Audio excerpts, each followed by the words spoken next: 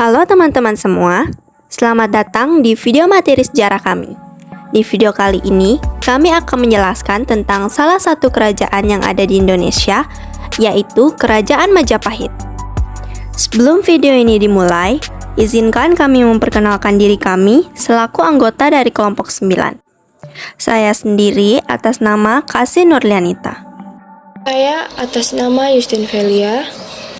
Halo, nama saya Kemengedi Merta. Saya atas nama Nikolaus Kristoval. Sejarah singkat Kerajaan Majapahit. Kerajaan Majapahit terletak di sekitar Sungai Brantas dengan pusatnya di daerah Mojokerto. Majapahit merupakan puncak kejayaan kerajaan-kerajaan di Jawa Timur dan merupakan kerajaan Hindu terbesar Indonesia. Berdirinya Kerajaan Majapahit sangat berhubungan dengan runtuhnya Kerajaan Singasari. Kerajaan Singasari runtuh setelah salah satu raja vasalnya yaitu Jayakatwang mengadakan pemberontakan.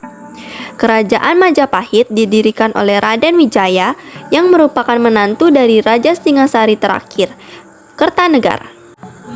Raden Wijaya beserta istri dan pengikutnya dapat meloloskan diri ketika Singasari diserang Jayakatwang. Raden Wijaya meloloskan diri dan pergi ke Madura untuk menemui dan meminta perlindungan Bupati Sumeneb dari Madura, yaitu Arya Wiraraja. Berkat Arya Wiraraja juga, Raden Wijaya mendapat pengampunan dari Jayakatwang. Bahkan, Raden Wijaya sendiri diberi tanah di hutan Tarik dekat Mojokerto yang kemudian daerah itu dijadikan sebagai tempat berdirinya Kerajaan Majapahit.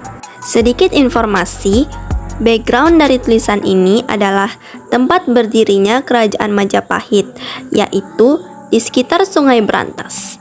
Berikut ini adalah gambar lebih jelas dari Sungai Brantas saat ini. Sumber sejarah Kerajaan Majapahit. Terdapat beragam sumber sejarah tentang Kerajaan Majapahit sebagai berikut. 1. Prasasti. Prasasti hasil peninggalan zaman Majapahit umumnya ditulis dengan rapi. Prasasti peninggalan Majapahit misalnya seperti gambar-gambar berikut. Yang kedua adalah kitab sastra. Pada zaman Majapahit, bidang sastra sangat berkembang.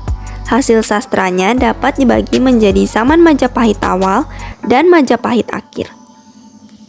Berikut adalah pembagiannya. Yang ketiga adalah candi. Candi hasil peninggalan Majapahit sangat banyak dan hampir tersebar merata di Jawa Timur dan sebagian Jawa Tengah. Berikut adalah candi-candi peninggalan zaman Majapahit. Yang keempat adalah berita dari mancanegara. Berita mancanegara yang dimaksud berasal dari Tiongkok, Italia, dan Portugis. Kehidupan politik. Adapun raja-raja yang pernah memerintah di Kerajaan Majapahit sebagai berikut. 1. Raden Wijaya 1293 sampai dengan 1309 M.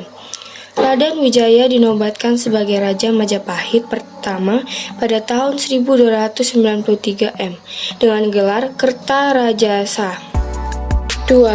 Sri Jaya Negara 1309 sampai 1350 M. Setelah Raden Wijaya meninggal, digantikan putranya yang bernama Kalagamet dengan gelar Sri Jaya Negara. 3. Raja Tribhuwana Tunggadewi 1328 sampai 1350 M. Pada pemerintahan Tribhuwana Tunggadewi juga terjadi pemberontakan Sadeng, namun dapat dipadamkan oleh Gajah Mada. Berkat jasa dan kecakapannya, Gajah Mada diangkat menjadi Patih Mangkubumi Majapahit menggantikan Arya Todah. 4. Raja Hayam Wuruk 1350 sampai dengan 1389 M. Pada masa pemerintahan Hayam Wuruk, inilah Majapahit mencapai puncak kejayaan atau kebesaran. Wilayah kekuasaannya hampir seluas negara Indonesia sekarang. Pada masa itu terjadi peristiwa Bubat atau Perang Bubat, yaitu peristiwa perselisihan antara Gajah Mada dan Raja Pajajaran. 5. Raja Wikramawardhana Setelah Raja Hayam Wuruk meninggal, digantikan oleh putrinya yang bernama Kusuma Wardani yang menikah dengan Wikramawardhana. Kehidupan ekonomi. Perekonomian Majapahit bertumbuh pada bidang pertanian, perdagangan, dan pelayaran.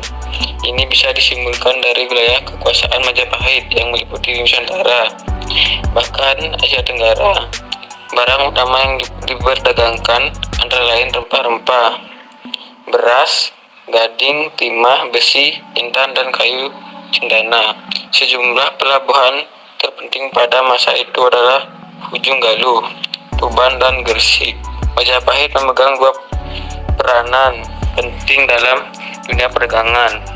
Pertama, Majapahit sebagai kerajaan produsen yang menghasilkan barang-barang yang laku di pasaran.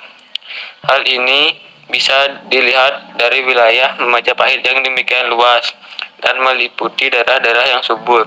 Kedua, peranan Majapahit sebagai perantara dalam membawa hasil bumi dari daerah satu ke daerah yang lain.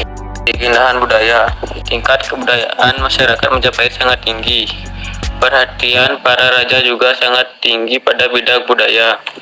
Hal ini terbukti dari banyaknya peninggalan budaya masa Majapahit yang berbentuk fisik yang sebagian masih dapat dinikmati sampai sekarang. Walaupun bata merah telah digunakan dalam candi pada masa sebelumnya, arsitek Majapahit lah yang paling ahli menggunakannya. Candi-candi Majapahit berkualitas baik secara geometris dan memanfaatkan getah pohon anggur dan gula merah sebagai perekat batanya. Di bidang sastra, pada masa Majapahit mendapat perhatian besar. Itu sebabnya peninggalan Majapahit dalam bidang seni sastra juga cukup banyak. Selain kitab-kitab yang telah disebutkan pada uraian materi sebelumnya, juga kitab-kitab yang lain, seperti kitab Arjuna Wimawa yang ditulis oleh Empu Tantular, kitab Ranggalawe, kitab Sorondaka, yaitu kitab Utaramawa yang digunakan sebagai dasar hukum di Majapahit. Kitab Utaramanawa disusun berdasarkan kitab yang lebih tua, yaitu kitab Utara Sastra dan Manawa Sastra. Keruntuhan Kerajaan Majapahit. Perkembangan Kerajaan Majapahit yang mencapai puncaknya pada abad ke-14 akhirnya mulai mengalami proses kemunduran setelah Gajah Mada meninggal pada tahun 1364 Masehi. Kemudian disusul meninggalnya Hayam Wuruk pada tahun 1389 Masehi. Berikut ini faktor-faktor yang menyebabkan kemunduran Kerajaan Majapahit sepeninggal Hayam Wuruk dan Gajah Mada. 1. Tidak ada lagi tokoh di pusat pemerintahan yang dapat mempertahankan kesatuan wilayah setelah Gajah Mada dan Hayam Wuruk meninggal. 2. Struktur pemerintahan Majapahit yang mirip dengan sistem negara serikat pada masa modern dan banyaknya kebebasan yang diberikan kepada daerah memudahkan wilayah-wilayah jajahan untuk melepaskan diri. Begitu diketahui bahwa di pusat pemerintahan sedang kosong kekuasaan.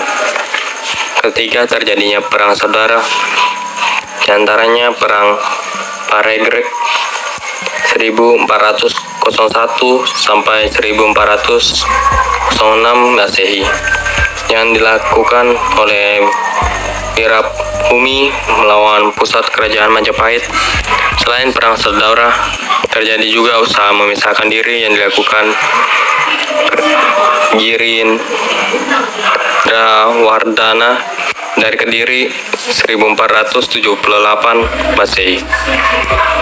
Keempat, masuknya agama Islam sejak zaman kerajaan Kediri di Jawa Timur menimbulkan kekuatan baru yang menentang kekuasaan Majapahit.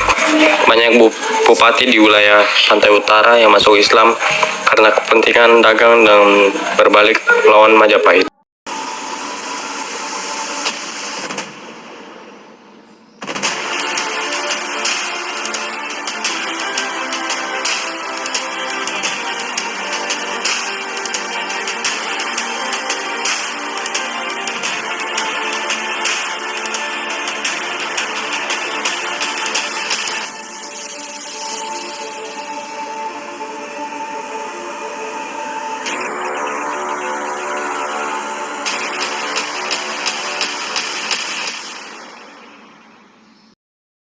Sekian video materi dari kami.